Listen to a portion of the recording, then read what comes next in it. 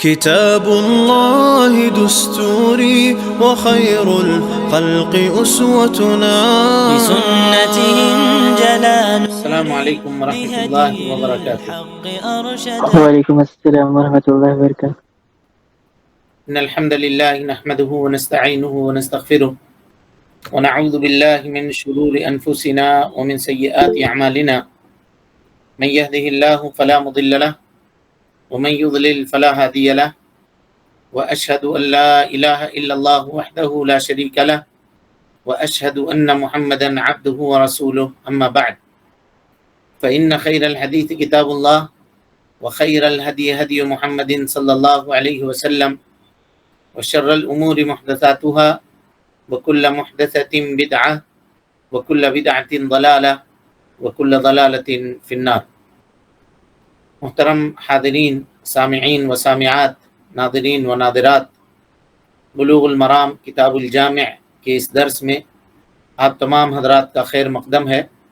اللہ رب العالمین ہم سب کے مل بیٹھنے کو قبول فرمائے، علم دین، علم نافع سیکھنے، اس کے مطابق عمل کرنے، اس کی دعوت عام کرنے اور اس راستے میں آنے والی مصیبتوں کے اوپر اللہ رب العالمین ہم سب کو صبر کی توفیق نصیب فرمائے۔ محترم حاضرین، گزشتہ دروس میں غصہ نہ کرنے اور غصے کے اوپر کنٹرول کرنے اور غصے کو نافذ کرنے کی طاقت رہنے کے باوجود بھی لوگوں کو معاف کر دینے کے فضیلت کے تعلق سے آپ کے سامنے گفتگو ہوئی تھی، اور یہ بات آپ کے سامنے آئی تھی کہ جو آدمی اپنے غصے کے اوپر کنٹرول اور قابو رکھے گا، اللہ رب العالمین اس سے اپنے عذاب کو دور کر کے رکھے گا۔ اللہ تعالیٰ اس سے اپنے عذاب کو دور کر کے رکھے گا۔ یعنی غصے میں آدمی بدلہ لینے کے پوزیشن میں ہوتا ہے اور بدلہ لینے کی چاہت اس کے دل کے اندر، بلکہ ایک جنون اس کے دل کے اندر غصے کی حالت میں ہوتا ہے۔ ایسے اس وقت میں جب وہ آدمی اپنے اوپر کنٹرول کر لے تو اللہ رب العالمین بھی اس کے لغزشوں کو، اس کے خطاؤں کو، اس کے گناہوں کو معاف کر دیتا ہے اور اس سے اپنے عذاب کو ہٹا لیتا ہے، اس سے اپنے عذاب کو ہٹا لیتا ہے۔ لہذا اگر ہم یہ چاہتے ہیں کہ اللہ تعالی ہمارے ساتھ اچھا سلوک کرے، اور ہم یہ چاہتے ہیں کہ اللہ تعالی ہم کو عفو و درگزر ہمارے ساتھ کرے، تو ہمیں بھی چاہیے کہ ہم اللہ تعالیٰ کی مخلوق اور اس کے بندوں کے ساتھ عفو و درگزر کا معاملہ کریں، مساہمت کا معاملہ کریں، چھوڑ دیں، معاف کر دیں، دل بڑا رکھیں اور ہر چیز کا بدلہ لینے کی کوشش نہ کریں، غصے کو نافذ کرنے کی کوشش نہ کریں۔ غصے کو روکنے کی فضیلت کے تعلق سے جو باتیں ہیں وہ آپ کے سامنے حدیث میں، اس سے پہلے کی حدیث جو گزر چکی ہے اس میں ہم نے بہت تفصیل سے آپ کے سامنے بیان کر دیا ہے، جس کو دوبارہ یہاں پہ دہرانے کی ضرورت نہیں ہے انشاءاللہ۔ اس کے بعد کی روایت پڑھیے، بسم اللہ۔ الحمد للہ وحدہ والصلاة والسلام علی من لا نبی بعد، اما بعد، اعوذ باللہ من الشیطان الرجیم، بسم اللہ الرحمن الرحیم۔ وعن ابی بکر الصدیق رضی اللہ عنہ قال قال رسول اللہ صلی اللہ علیہ وسلم لا يدخل الجنة خب ولا بخیل ولا سیع الملکہ، اخرجہ الترمذی وفرقہ حدیثین وفی اسنادہ ضعف۔ سیدنا ابوبکر صدیق رضی اللہ عنہ سے مروی ہے کہ رسول اللہ صلی اللہ علیہ وسلم نے فرمایا، دھوکہ باز، بخیل اور بدخلق آدمی جنت میں داخل نہیں ہوگا۔ ترمذی نے اس کو روایت کیا ہے اور اس نے اسے دو احادیث کی صورت میں الگ الگ بیان کیا ہے اور اس کی سند میں ضعف ہے۔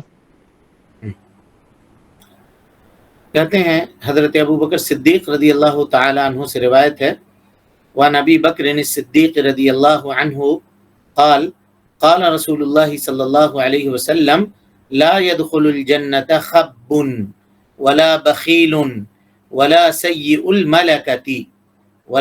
الملکۃ۔ تین چیزوں کا بیان ہوا ہے۔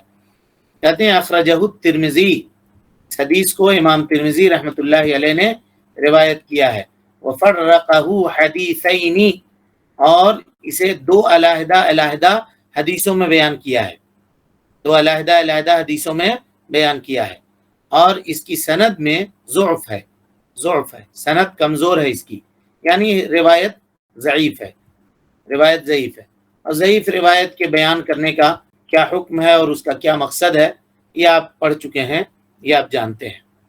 تو امام ترمذی نے حضرت ابو بکر صدیق رضی اللہ تعالیٰ عنہ سے روایت کیا کہ نبی صلی اللہ علیہ وسلم نے فرمایا لا يدخل الجنت خب ولا منان ولا بخیل، یہ روایت ہے، جنت میں دھوکے باز داخل نہیں ہوگا، اور نہ احسان کر کے احسان جتلانے والا، اور نہ ہی بخیل، اور نہ ہی بخیل، یہ تینوں جنت میں نہیں جائیں گے۔ علامہ البانی رحمۃ اللہ علیہ نے اس حدیث کو ضعیف ترمذی کے اندر نقل کیا ہے، لہذا یہ روایت کیا ہے؟ ضعیف ہے۔ اور اسی طرح سے ترمذی ہی میں حضرت ابو بکر صدیق رضی اللہ تعالیٰ عنہ سے روایت ہے، فرمایا لا يدخل الجنت سیء الملکتی، مالک ہونے میں برا شخص جنت میں نہیں جائے گا، اور یہ بھی ضعیف ہے حدیث، یہ بھی حدیث ضعیف ہے۔ یہ دونوں کے دونوں روایتیں کیا ہیں؟ ضعیف ہیں۔ ضعیف ہونے کی وجہ کیا ہے؟ تو کہتے ہیں فرقد الصبحی نامی ایک راوی ہے جس کے متعلق حافظ ابن حجر رحمۃ اللہ علیہ کہتے ہیں صدوق عابد، آدمی سچا تھا، عبادت گزار بھی تھا، لیکنہ لین الحدیث کثیر الخطأ، حدیث میں بہت زیادہ غلطی کرنے والا تھا، حدیث میں بہت زیادہ غلطی کرنے والا تھا، اس وجہ سے یہ حدیث کیا ہے؟ ضعیف ہے۔ راوی کے اندر یہ کمزوری پائی جاتی ہے جس کی وجہ سے حدیث ضعیف ہو گئی۔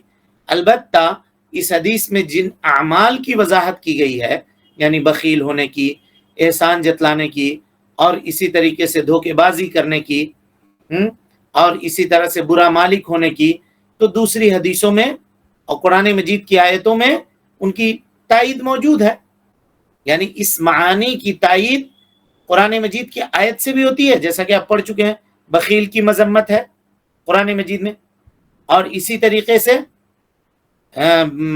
بدخلق آدمی کی مذمت ہے، دھوکے باز کی مذمت ہے۔ تو اس سے پتہ چلا کہ یہ جو حدیث ہے اس میں جن اعمال کا ذکر ہوا ہے دوسرے حدیثوں میں یا قرآن مجید کی آیتوں میں، ان اعمال کے قبیح، برے یا حرام ہونے کی تائید ہوتی ہے، حرام ہونے کی تائید ہوتی ہے۔ بہرحال خبن جو ہے، خبن یہ خا کے فتحہ کے ساتھ، یعنی خا کے اوپر زبر، کہتے ہیں دھوکے باز آدمی کو، دھوکے باز آدمی کو کہتے ہیں خبن، دھوکہ دینے والا۔ اور سیء الملکہ کہتے ہیں وہ آدمی جو مالک ہو اور مالک ہونے میں برا ہو، یعنی اللہ تعالیٰ نے اس کو کچھ نوکر چاکر عطا کیے ہوں، کچھ لوگ اس کے ہاتھ پر کام کرتے ہوں، ہاتھ کے نیچے، یعنی کچھ لوگوں کی روزیاں اللہ رب العالمین نے اس کے ہاتھ کے اوپر جاری کیا ہو، اور یہ آدمی کیا کرتا ہو؟ ان کے ساتھ بدخلقی کرتا ہو، چاہے وہ انسان ہو چاہے وہ جانور ہو، مارتا ہو، ناحق ان کو ستاتا ہو، کام زیادہ لیتا ہو، کھانا کم دیتا ہو، اگر وہ بیمار پڑتے ہوں تو ان کا علاج نہ کرواتا ہو، ان کی ضرورتوں کا خیال نہ رکھتا ہو، تو یہ سب کے سب برا مالک ہونے کی نشانی ہے، چاہے انسان ہو چاہے جانور ہو۔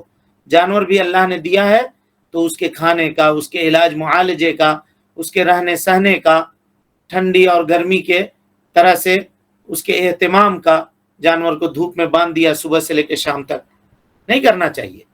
اسی طریقے سے سخت جاڑے کا، ٹھنڈی کا موسم ہے، کھلے آسمان کے نیچے باندھ دیا اس کو، اور صبح اس کے اوپر اتنا مال لوڈ کر دے رہے ہیں جتنا اس کی طاقت نہیں ہے، اتنا زیادہ اس سے کام لے رہے ہیں جتنا اس کو کھانا نہیں دے رہے ہیں، بیمار پڑ گیا تو ایسے ہی چھوڑ دے رہے ہیں، علاج و معالجہ نہیں کروا رہے ہیں، راستے میں چھوڑ دیا مرنے کے لیے۔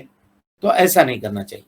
اگر جانور کسی نے پالا ہے اور اس سے وہ کام لیتا ہے تو اس کا حق ہے کہ اس کی وہ ضرورتوں کو پوری کرے، اس کے کھانے پینے کا انتظام مکمل کرے۔ تو یہ ساری چیزیں، اب اسلام کی تعلیمات دیکھیے کتنی خوبیوں سے بھری ہوئی ہے۔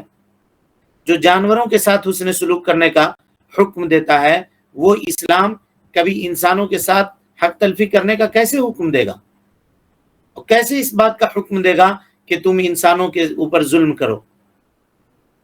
یقین مانیے کہ وہ لوگ جو ناحق لوگوں کے اوپر ظلم کرتے ہیں، ان کو ستاتے ہیں، ان کو مارتے ہیں، ناحق ان کو سزائیں دیتے ہیں، وہ اچھا انسان ہونا دور کی بات، وہ ایک مسلمان کیا ہونا، وہ ایک اچھا انسان تک نہیں ہو سکتے. مسلمان ہونا تو دور کی بات ہے، اچھا انسان بھی وہ نہیں ہو سکتے، ہے نا. مسلمان ہونا تو بڑی چیز ہے، جس نے انسانوں کے ساتھ ساتھ جانوروں کے ساتھ بھی رحم و کرم کرنے کا حکم دیا.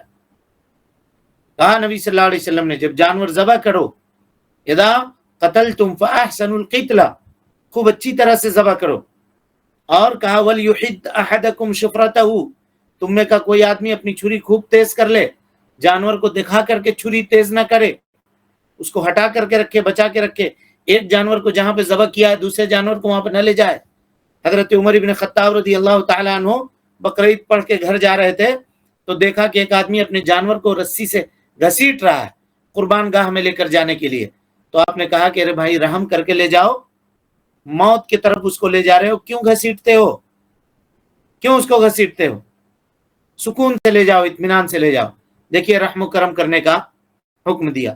اللہ تعالیٰ نے ان کو مسخر کیا ہے ہمارے ہاتھوں کے اوپر، تو ہم کو کبھی حق نہیں پہنچتا ہے کہ ہم ان کے اوپر ظلم کریں، کبھی حق نہیں پہنچتا ہے کہ ہم ان کو ناحق ماریں یا ناحق ان کو ستائیں، کبھی نہیں. اگر وہ ہم کو نقصان نہیں پہنچاتے ہیں اور ہم ان سے فائدہ اٹھاتے ہیں تو ہمیں چاہیے کہ ہم ان کی ضرورتوں کا خیال رکھیں، ہم ان کی ضرورتوں کا خیال رکھیں. تو جب جانوروں کے ساتھ یہ معاملہ ہے تو انسانوں کے ساتھ بدرجہ اولا یہ معاملہ ہوگا. چلیں.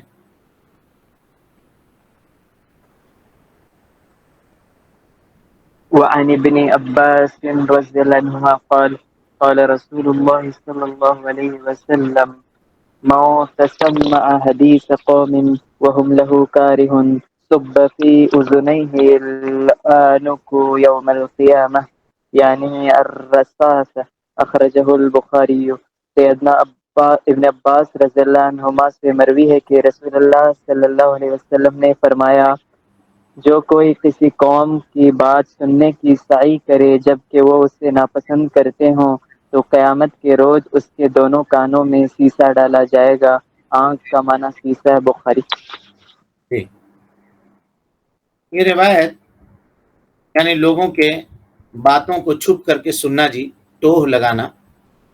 دو لوگ کہیں پہ بات کر رہے ہیں، ہو سکتا ہے ان کی پرائیویٹ بات ہو، کوئی بات ہو، تو وہ نہیں چاہتے ہیں کہ کوئی دوسرا سنے، لیکن دوسرا اس پہ کان لگا رہا ہے، سننے کی کوشش کر رہا ہے یا زبردستی انٹرفیئر کر رہا ہے وہاں پہ، تو نہیں کرنا چاہیے. اس سے اجتناب کرنا چاہیے. دوسروں کی باتوں کو سننے میں دلچسپی نہیں دکھانی چاہیے اور اس کو سننے کا کوئی طریقہ نہیں اختیار کرنا چاہیے. اور اسی میں آج کل کے زمانے میں پائی جانے والی جو چیز ہے وہ بھی داخل ہے. وہ کیا ہے؟ ریکارڈنگ کرنا. کال، کوئی کسی سے آپ بات کر رہے ہیں، کوئی دوست ہے کچھ ہے، تو دوست سمجھ کے وہ کچھ باتیں آپ کو بتا رہا ہے، آپ بغیر بتائے اس کے کال کو ریکارڈ کر رہے ہیں تاکہ وہ سنائیں.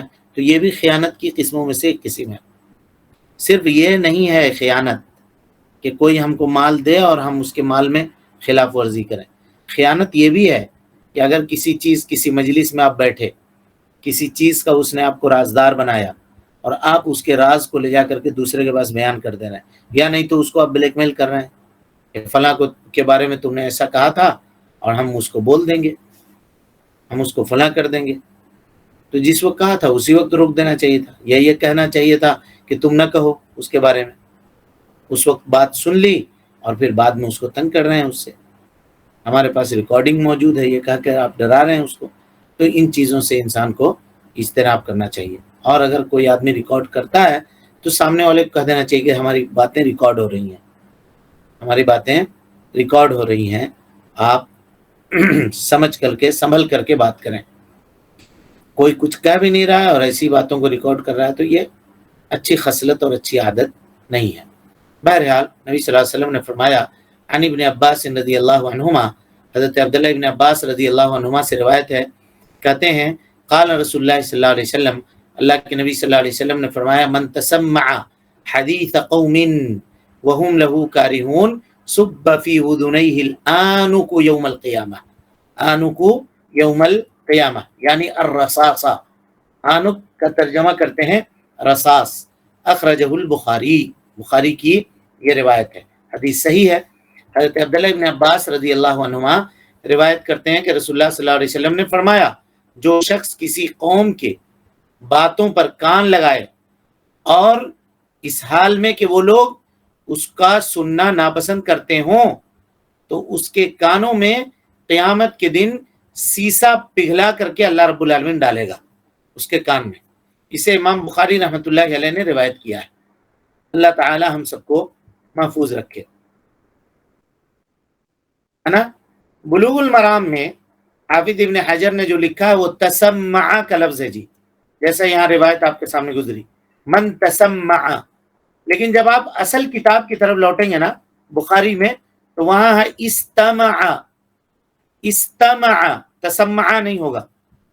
बुखारी में है हदीस मन इस्तमा हदीस कौमिन वहुम लहू कारिहून, ये रिवायत आपको मिलेगी। ठीक है, दोनों का माना करीब करीब है, उसमें कोई हरज की बात नहीं है। लेकिन हमने बताया कि अमानत इल्मी का तकाजा ये है कि जैसी रिवायत आई हो आदमी को चाहिए कि वो वैसे बयान करे।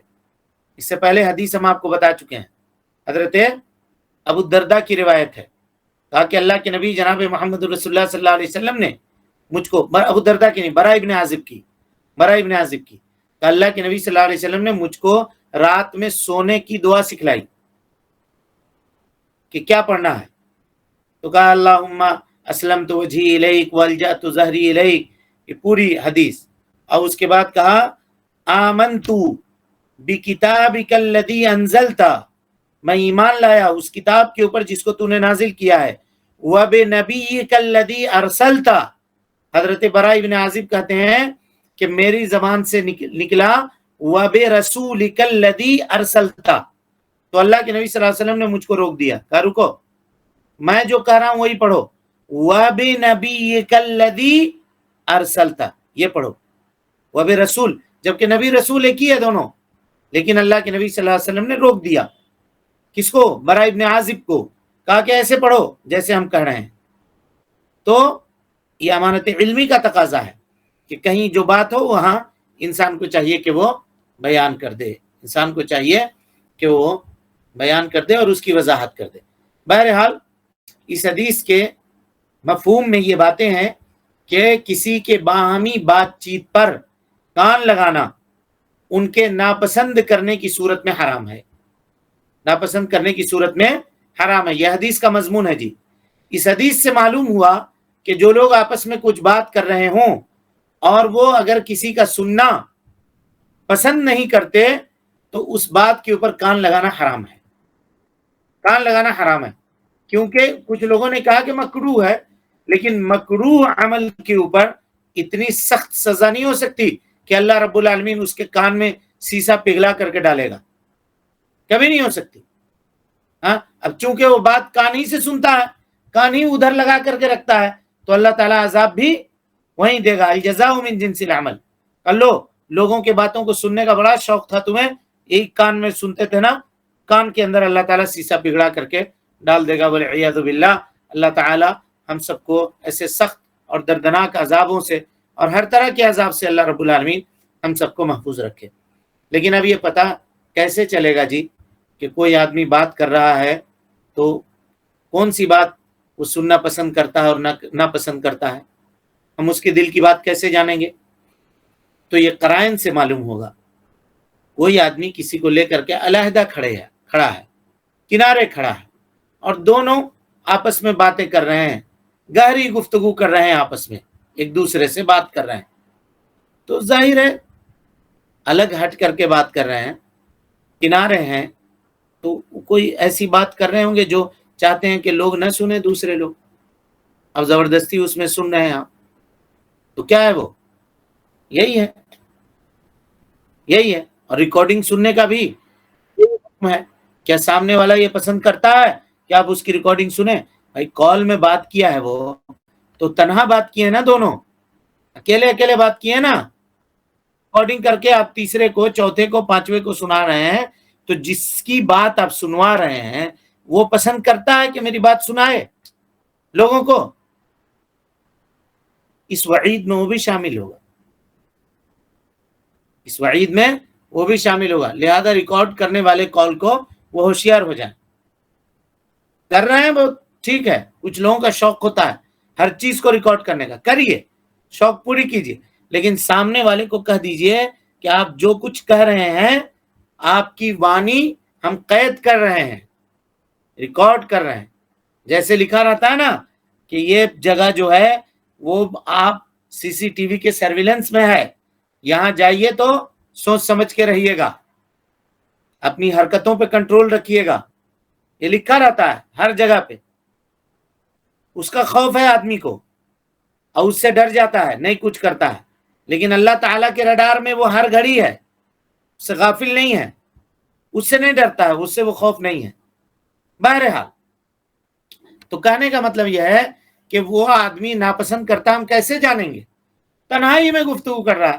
اگر وہ سنانا چاہتا تو سب کے سامنے بات کرتا، نہیں بات کر رہا، اس کو الگ لے جا کر کے بات کر رہا ہے اور الگ اس کے ساتھ اس کے کان میں بات کر رہا ہے، دھیرے سے بات کر رہا ہے. تو اس کو سننے کی ہم سمجھ جانا چاہیے کہ وہ یہ چاہتا ہے کہ کوئی دوسرا آدمی نہ سنے، کوئی دوسرا آدمی اس میں شریک نہ ہو. بعض اوقات کچھ لوگ اپنی ناگواری کا صاف اظہار کر دیتے ہیں، کہتے ہیں آپ ہماری باتیں نہ سنیے، اب ذرا کنارے ہوئیے بھائی، ہم لوگ کچھ خاص باتیں کر رہے ہیں، کہہ دیتا ہے. یا اگر وہ نہ بھی کرے تو اگر کنارے ہو گئے یا کان میں بات کر رہا ہے اس کے، تو آپ کو سمجھ جانا چاہیے کہ وہ آدمی یہ چاہتا ہے کہ ہم اس کی بات نہ سنیں. یہاں پہ وہ بات آئے گی کہ جب تمہیں کا کوئی آدمی 3 آدمی ہو تو 2 آدمی ایک ساتھ ہو کر کے بات نہ کرے. حدیث آپ کے سامنے آ چکی ہے، گزر چکی ہے آگے. ہاں اگر 4 آدمی ہو، 5 آدمی ہو اور 3 آدمی الگ ہیں، 2 آدمی الگ بات کر رہے ہیں تو اس میں کوئی حرج کی بات نہیں ہے. وہ وضاحت آپ وہاں پہ پڑھ چکے ہیں، یہاں ہم پھر اس کو دہرائیں گے نہیں. لیکن اگر 2 آدمی کھڑے ہو کر بات کر رہے ہیں تو آپ وہاں نہ جائیے، وہاں نہ جائیے، ان کی باتوں کو نہ سنیے. یا اگر جانا ہی ہے آپ کو تو آپ ان سے اجازت طلب کیجیے. کچھ لوگ اجازت طلب کرتے ہیں، پوچھتے ہیں، بادل ناخواستہ سامنے والا کہہ دیتا ہے کہ ہاں آئیے، اور پھر اپنی باتوں کو بدل دیتا ہے. یعنی جو بات وہ کرنا چاہ رہا ہے وہاں پہ وہ نہیں کر سکتا ہے. کیا ضرورت ہے اس میں شامل ہونے کی؟ چھوڑ دیجئے، وہ کنارے بات کر رہے ہیں، آپ اپنے کام میں لگ جائیے. لیکن کچھ لوگ کیا کرتے ہیں، 2-4 لفظ ہی سن لے گا. جیسے بات چل رہی ہے، کہا کہ عبداللہ، لفظ آ گیا، عبداللہ، محمد، فلاں، بس نکال لیا، او فلاں کے بارے میں بات کر رہا ہے. عبداللہ سے کچھ ہوا ہے کیا؟ دوسرے سے پوچھے گا، عبداللہ نے کچھ کیا ہے کیا ان دنوں؟ نہیں، کوئی بات ہوئی ہے کیا اس کے تعلق سے؟ ارے 2 آدمی کو دیکھ رہے تھے، اس کے بارے میں بات کر رہا تھا، کچھ لگتا ہے کچھ امپورٹنٹ بات تھی. اب اس کے پیٹ میں درد شروع ہو گیا. جب تک اس کو وہ جاننے کی کوشش نہیں کرے گا، اس کے باتوں کو سمجھنے کی کوشش نہیں کرے گا، تب تک اس کو نیند نہیں آئے گی. آخر بات کیا کر رہا تھا اتنا دیر فون میں؟ کیا بات ہے بھائی، کس سے کر رہا تھا بات؟ تم کو کیا مطلب ہے؟ تم اپنے کام سے کام رکھو. دوسرا کیا بات کر رہا ہے، کس سے بات کر رہا ہے، اس سے تم کو لینا دینا کیا ہے؟ لیکن کچھ لوگوں کی فطرت ہوتی ہے ویسے، کچھ لوگوں کی حالت اسی طرح سے ہوتی ہے، ان کو وہی عمل پسند ہوتا ہے تو وہ کرتے ہیں. ایسا نہیں کرنا چاہیے، ایسا نہیں کرنا چاہیے. سعید مقبوری فرماتے ہیں کہ میں ابن عمر کے پاس سے گزرا تو ان کے پاس ایک آدمی کھڑا ہو کر کے بات کر رہا تھا. ایک آدمی کھڑے ہو کر کے ان سے بات کر رہا تھا. کن سے؟ حضرت عبداللہ ابن عمر سے. تو میں بھی ان کے پاس کھڑا ہو گیا تو ابن عمر نے میرے سینے میں دھکا دیا، دھکیلا، ایسے سینہ پکڑ کے پیچھے ہٹا دیا مجھ کو، اور کہا کہ جب تم دیکھو کہ 2 آدمی باتیں کر رہے ہیں آپس میں تو اجازت لیے بغیر ان کی بات یا ان کے پاس کھڑے مت ہو، ان کے پاس مت کھڑے ہو. دیکھ رہے ہو کہ 2 آدمی بات کر رہے ہیں آپس میں، تم تیسرا کیوں آیا؟ اگر تم آنا ہی چاہتے ہو، ضروری ہے تم کو، تو اجازت لو. جو کیا بھائی ہم آ سکتے ہیں آپ کے پاس؟ کہا نہیں بھائی آپ نہیں آئیے، 2 منٹ ذرا رکیے، ہماری بات مکمل ہو جائے گی تب آپ آئیے. نہیں بھائی آئیے، آپ آ سکتے ہیں. نہیں، کوئی ایسی بات نہیں ہو رہی. اگر ٹھیک ہے کہہ دیا، لیکن اگر بادل ناخواستہ کہہ رہا ہے، اس کے چہرے سے کے امپریشن سے، اس کے چہرے کے آثار سے اب پہچاننے کی کوشش کیجئے تو کہیے نہیں نہیں ٹھیک ہے، آپ لوگ اپنی حاجت پوری کر لیں، ضرورت مکمل کر لیں، اپنی باتیں مکمل کر لیں، میں انتظار کرتا ہوں.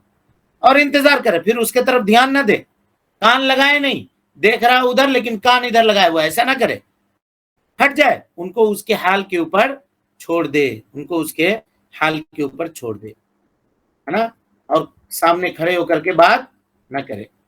اسی طرح سے اس حدیث سے یہ بھی معلوم ہوا جی کہ آپس میں گفتگو کرنے والے اگر کسی کو اجازت دے بھی دیں اور اس کو یہ سمجھ میں آ رہا ہو کہ انہوں نے اجازت بس میری مروت میں دے دیا ہے، یہ ہم اس بات کو مجھ کو نہیں سننا چاہیے، تو وہاں سے وہ ہٹ جائے، وہاں سے وہ ہٹ جائے اور کان لگا کر کے اس کو سننے کی کوشش نہ کرے. کیا کہہ رہے ہیں اس کو سونگھنے کی کوشش نہ کرے. کچھ لوگ سونگتے، اگر سنتے نہیں ہیں تو سونگھتے ضرور ہیں. کہہ کیا رہا ہے؟ ہونٹوں کے ہلنے کو دیکھ کر کے گفتگو کو پڑھنے کی کوشش کرتے ہیں، اس کے گفتگو کو پڑھنے کی کوشش کرتے ہیں. کہہ کیا رہا ہے، یہ بول کیا رہا ہے، آخر کس کے بارے میں بول رہا ہے، وہ یہ کہنے کی کوشش کرتے ہیں. اس سے بچنا چاہیے، اس سے بچنا چاہیے. ٹوہ لگانا بھی حرام ہے، اسی طرح سے کسی کے گھر میں جھانکنا بھی حرام ہے، اور کسی کی باتیں سننا یا سونگھنا یہ بھی حرام ہے. اور کل ہم نے باتیں آپ کے سامنے رکھی تھی کہ بعض لوگ بچوں سے پوچھتے ہیں کیا کر رہے ہیں تمہارے ابو، کیا کر رہے ہیں تمہارے امی، رات میں تمہاری امی کیا کی، کل تمہارے گھر سے آوازیں آ رہی تھی، کچھ ہوا تھا کیا تمہارے گھر میں، کل ایسا ہوا تھا تمہارے گھر میں، تمہاری دادی نے کل کیا کہہ دیا تھا تمہاری امی سے، تمہارے ابو نے کل کیا کہہ دیا تھا تمہارے امی سے. اس طرح کی باتیں بیکار کی بچوں کی تربیت بگاڑتے ہیں، خراب کرتے ہیں. اگر پتہ چل جائے یا کوئی بچہ آ کے آپ کو بولے کہ ہم بغل میں گئے تھے، فلاں جگہ گئے تھے اور وہ اس طرح سے پوچھ رہی تھی، خبردار اس گھر میں پھر اپنے بچے کو نہ بھیجیے، کہیے کہ مت جاؤ وہاں. نہ آپ دوسرے کے بچوں سے سوال کیجیے، نہ اپنے بچوں کو ایسی جگہ پر بھیجیے جہاں پہ اس طرح کیا جائے. اور ان کو بتا دیجیے کہ بیٹا گھر کی بات امانت ہوتی ہے، اس کو گھر سے باہر نہیں کرنا، دوسرے لوگوں کو نہیں بتانا. ٹیوشن کی بات امانت ہوتی ہے، اس کو وہیں رکھنا. ہاں کوئی ایسی بات ہو جو گھر میں آ کر بتانی ہو تو اس کو بتانا، باقی ساری باتیں نہ بتانا، اس سے اجتناب کرنا، پرہیز کرنا.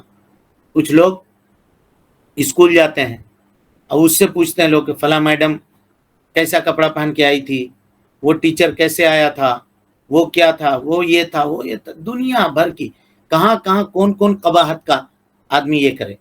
کیا ضرورت ہے ان چیزوں میں پڑھنے کی؟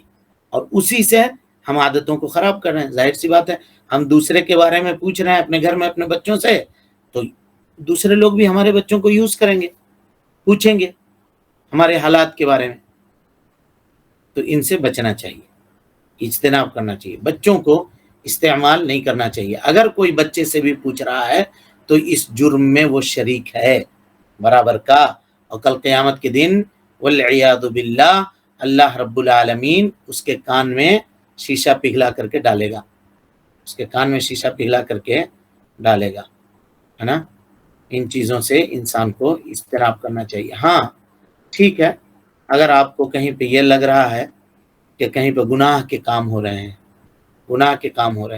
یا کچھ لوگ منصوبے بنا رہے ہیں مسلمانوں کو نقصان پہنچانے کے، سازشیں کر رہے ہیں، تو ایسی جگہوں کی باتیں معلوم کرنا اور سننا یہ جائز ہے، اس میں کوئی حرج کی بات نہیں ہے. لیکن صرف شک اور شبہ کی بنیاد پر ایسا کرنا یہ ناجائز ہے. اس چیز سے انسان کو اجتناب اور پرہیز کرنا چاہیے.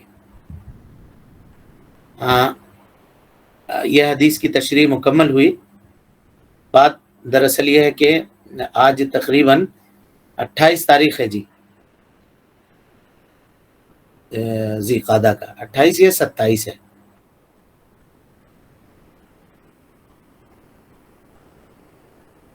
28 یا 27 ہے آج. تو 2 دنوں کے بعد ہم لوگ عشرہ ذی الحجہ میں، 28 ہے، ہاں 2 دنوں کے بعد عشرہ ذی الحجہ میں ہم لوگ داخل ہونے والے ہیں انشاءاللہ. تو جیسا کہ اس پلیٹ فارم کی خاصیت رہی ہے کہ جب بھی کبھی اس طرح کے کوئی مناسبات یا موقع آتے ہیں تو ہم لوگ کوشش کرتے ہیں کہ اسلامی جو فضائل یا مسائل ہیں اس مہینے کے تعلق سے اس دن کے تعلق سے اس کو ہم واضح کریں. تو انشاءاللہ کل کا درس اور کل کے بعد کا درس یعنی جمعرات کا درس اور جمعہ کا درس ہم عشرہ ذی الحجہ کے فضائل، اس کے مسائل اور اس کے احکام اور قربانی کے کچھ احکام و مسائل کے اوپر آپ کے سامنے رکھنے کی کوشش کریں گے، جن کے تعلق سے عام طور پہ سوالات ہوتے ہیں. ٹھیک ہے؟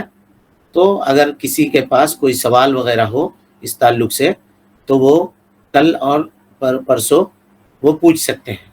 قربانی کا سوال ہو ہاں، یا اسی طریقے سے اور کوئی مسئلہ ہو جو ریلیٹڈ ہو عشرہ ذی الحجہ سے، اس میں کیے جانے والے اعمال اور اس کی فضیلت کے تعلق سے ہم کوشش کریں گے کہ 2 دنوں میں ان کو سمیٹ کر کے پورا بیان کریں. لیکن اگر کوئی چیز چھوٹ جائے، کچھ ہو جائے تو اس کے تعلق سے آپ لوگ پوچھ سکتے ہیں ان 2 دنوں میں. اللہ تعالیٰ سے دعا ہے کہ اللہ تعالیٰ ہم سب کو حسن عمل کی توفیق دے، ہم سب کی اصلاح فرمائے، نیکیوں کو قبول کرے، سیئات سے درگزر فرمائے، جب تک زندہ رکھے دین اسلام پہ زندہ رکھے، اور جب اٹھائے ایمان پہ اٹھائے. آمین وآخر دعوانا ان الحمدللہ رب العالمین. کسی کے پاس کوئی سوال ہے جی؟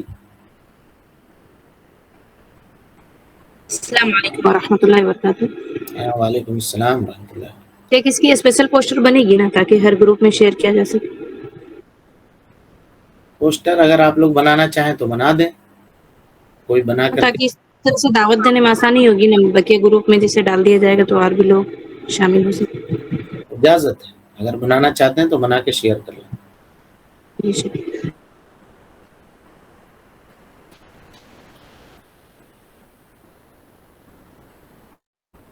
اور کوئی سوال ہے کسی کے پاس؟ جی شیخ، سوال یہ ہے کہ جیسے کہ کسی انسان کی بات کو، ایسی بات کو ریکارڈنگ کرتا ہے جو کسی دوسرے کے پاس اس کے لیے اصلاحی یا تربیتی والی بات ہو، جیسے کہ کسی بات کی شہادت کے لیے ہو، نیت ایسا بول نہیں ہو دے. کہ لڑائی اور جھگڑا ہو. نہیں بول دے اس کو بول دے، انجانے میں ریکارڈ نہ کرے. اس کو بول دے کہ ہم آپ کی بات ریکارڈ کر رہے ہیں، اجازت ہے، ریکارڈنگ کرنے کی اجازت ہے. وہ کہے ہاں ٹھیک ہے کر لیجئے، کوئی مسئلہ نہیں، تو آپ کر لیجئے. جی شیخ، کیونکہ بات ہو بہو اس طرح سے پہنچ جاتی، ورنہ سامنے والا جب بتاتا تھا یا تو ٹھیک اپنا ہے، اس میں کوئی حرج نہیں اعراب ہے، لگا دیتا ہے لیکن بول دیجئے اس کو. جی شیخ. اس کو بول دیجئے، اگر وہ اجازت دیتا ہے تو کیجئے، نہیں دیتا ہے تو نہ کیجئے.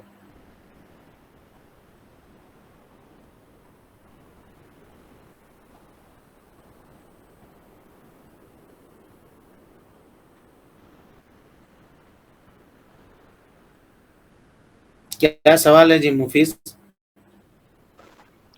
سوال ہے کہ بچہ اگر دوسرے کے گھر میں وقت گزارتے ہیں تو ہم ان سے سوال کرتے ہیں یہ جاننے کے لیے کہ وہاں پر وہ کیا سیکھ رہا، کیا کر رہے، ایسے میں حرج ہے کیا؟ نہیں ویسے میں حرج نہیں. تم کیا کیے وہاں جا کر یہ آپ پوچھ سکتے ہیں. کیا وہاں جا کر ٹی وی دیکھ رہے تھے، کیا فلم دیکھ رہے تھے، کیا کر رہے تھے، کھیل رہے تھے، کیا کھیل رہے تھے، یہ پوچھ سکتے ہیں. اس میں کوئی اس گھر کی بات کہاں پوچھے آپ تو بچے کے بارے میں پوچھ رہے ہیں نا، ہم کیا کر رہے تھے. تو وہ بتائے گا کہ ہم کھیل رہے تھے، ہم ٹی وی دیکھ رہے تھے، ہم فلاں کام کر رہے تھے، وہ بتائے گا، بس اسی حد تک.